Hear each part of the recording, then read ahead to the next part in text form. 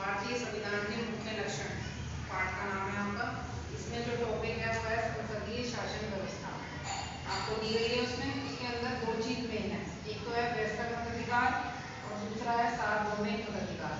वयस्क मताधिकार का मतलब है कि जो है वयस्क मताधिकार में बताया गया है कि जो है स्वतंत्रता संघर्ष के बाद में जब हमारा देश आजाद हुआ, स्वतंत्रता संघर्ष की जो लड़ाई हुई थी उसके बाद हमारे देश में वयस्क मताधिकार का अधिकार लोगों को दिया गया था।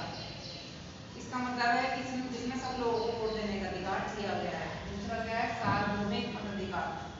इसका मतलब होता है कि किसी भी व्यक्ति जिसकी आयु 18 वर्ष से ऊपर है और चाहे वह कोई भी जाति का, लिंग का, वेशभूषा, भाषा किसी का भी हो, उसे वोट देने का अधिकार होता है।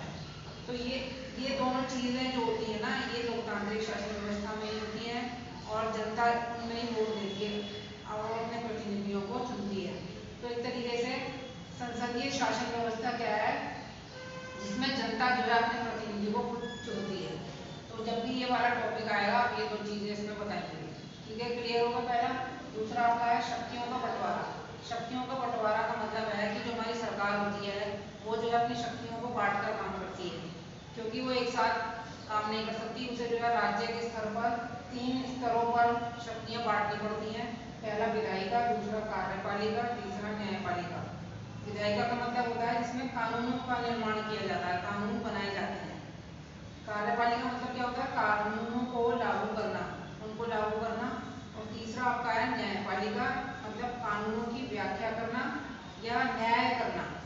तो ये तीन जो है ये क्या है, अंग है सरकार के और इनके द्वारा ही कोई भी सरकार अपना काम करती है। एक तरीके से इन्हें अंग भी बोलते हैं, इन्हें स्तर भी बोलते हैं, लेवल्स भी बोलते हैं। तो ये 3 स्तर हैं इनके, ये क्लियर हो गए। उसके बाद हम कुछ मैचिंग देखेंगे, मिलान देखेंगे। ये स्तंभ का है, आपकी वर्कशीट में दिया गया है, ये स्तंभ का है, आपको मिलान करना है। जैसे पहला है, भारत में वोट करने के लिए न्यूनतम उम्र कितनी होती है, 18 साल। पहला नंबर जरूर लिखेंगे। जनता द्वारा चुने जाते हैं, कौन चुने जाते हैं, प्रतिनिधि। ठीक है, प्रतिनिधि ये, इसमें आप दूसरा नंबर लगाएंगे। तीसरा क्या है, आजादी के लिए संघर्ष, मतलब स्वतंत्रता संघर्ष।